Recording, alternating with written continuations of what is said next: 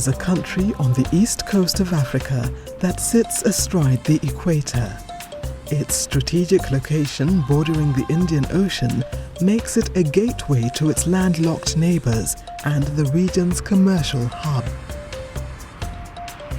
It is these favorable conditions for economic stability that draw the rural population into the cities, searching for opportunity and a better life for their families. But the cruel irony is that right in the heart of Kenya's cities, such as the capital Nairobi, lie some of the largest slums in sub-Saharan Africa.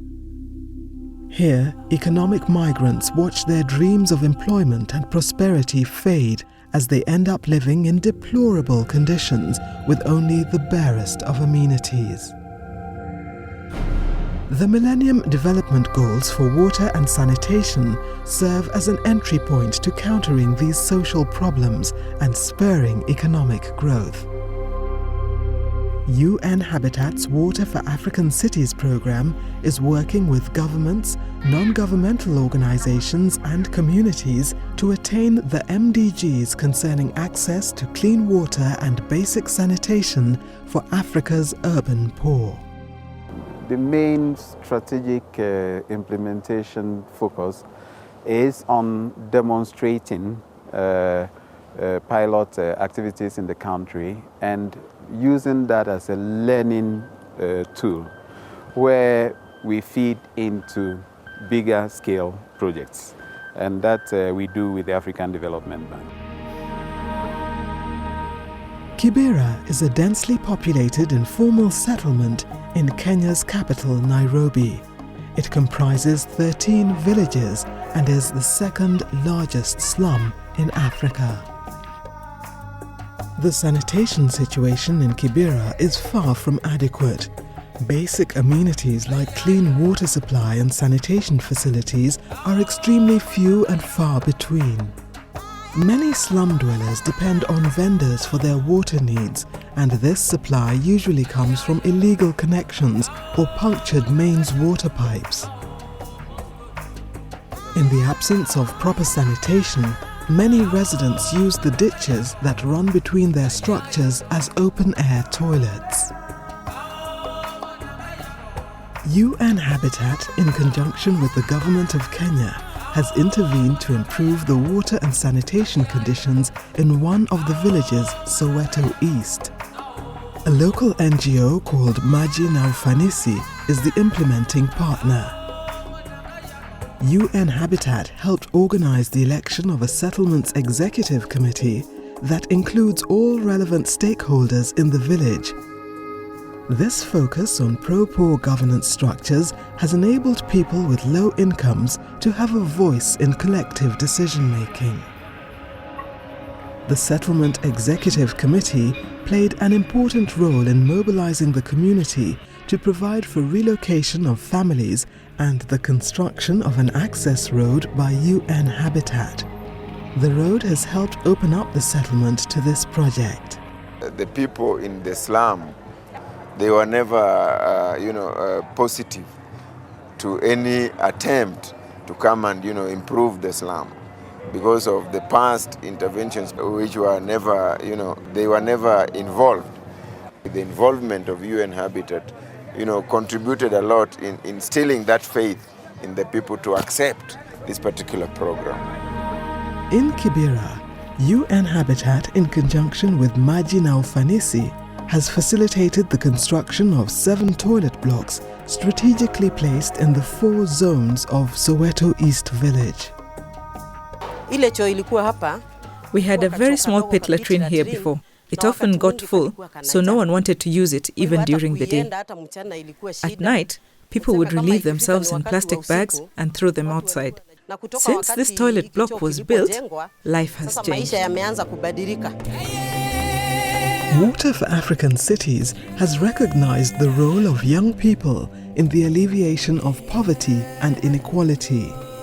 To this end, a special resource center has been constructed to cater for the needs of young people in Kibera's Soweto East village. The center will house a library and IT facilities.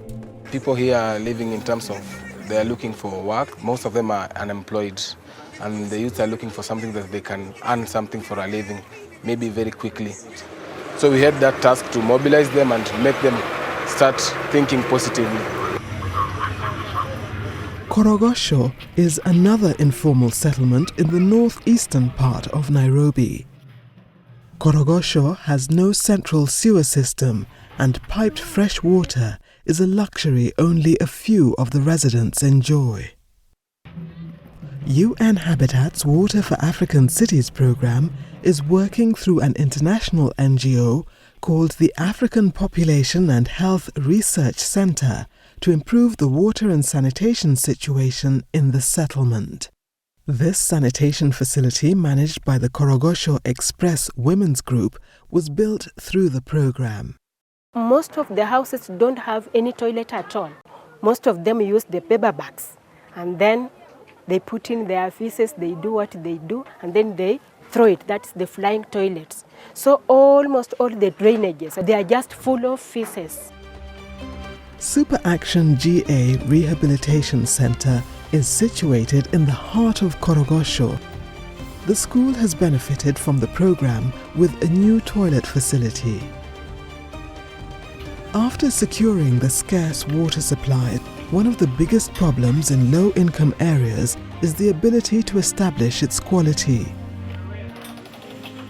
Scientists have created low-cost portable test kits that can be used anywhere and require minimal training. Teachers in this settlement have been trained on these methods and are now passing the knowledge on to their pupils. We fix it in our test tube that way.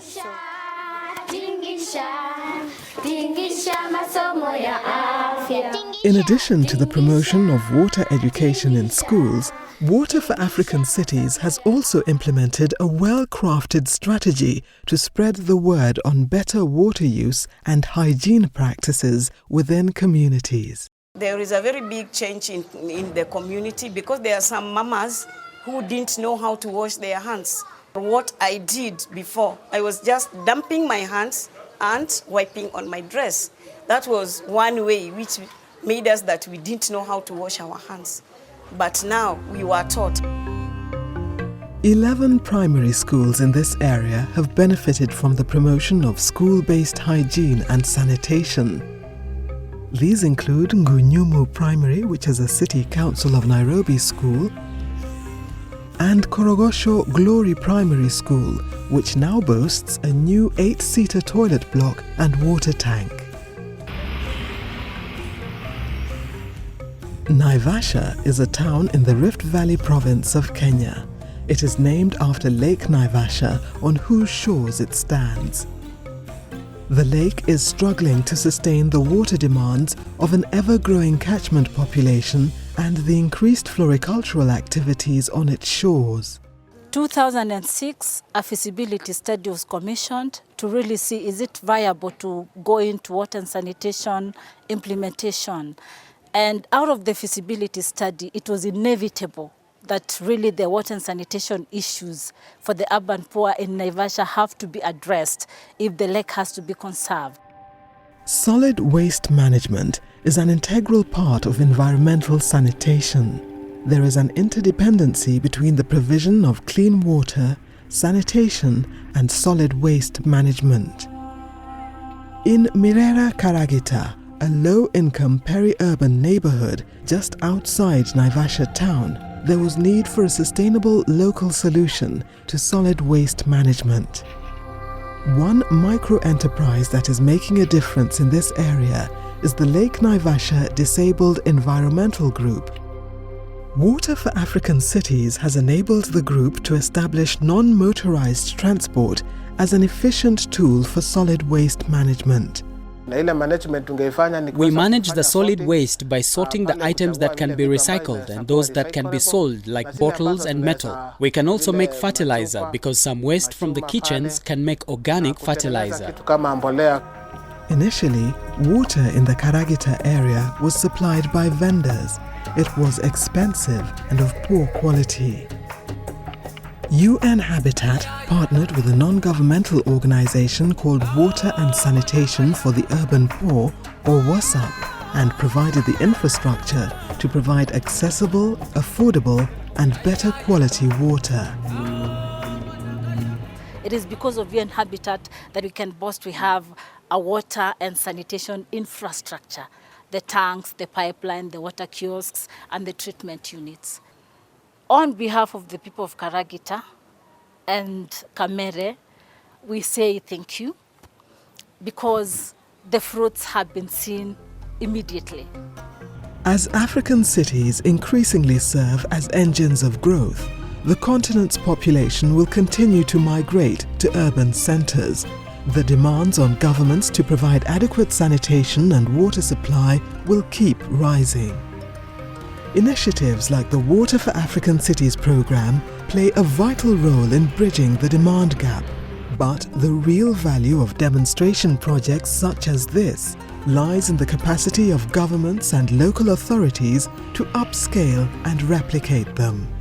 This will ensure sustainable access to proper sanitation and safe drinking water for Africa's urban poor, making a tangible impact on their lives and serving as a stepping stone to a brighter future.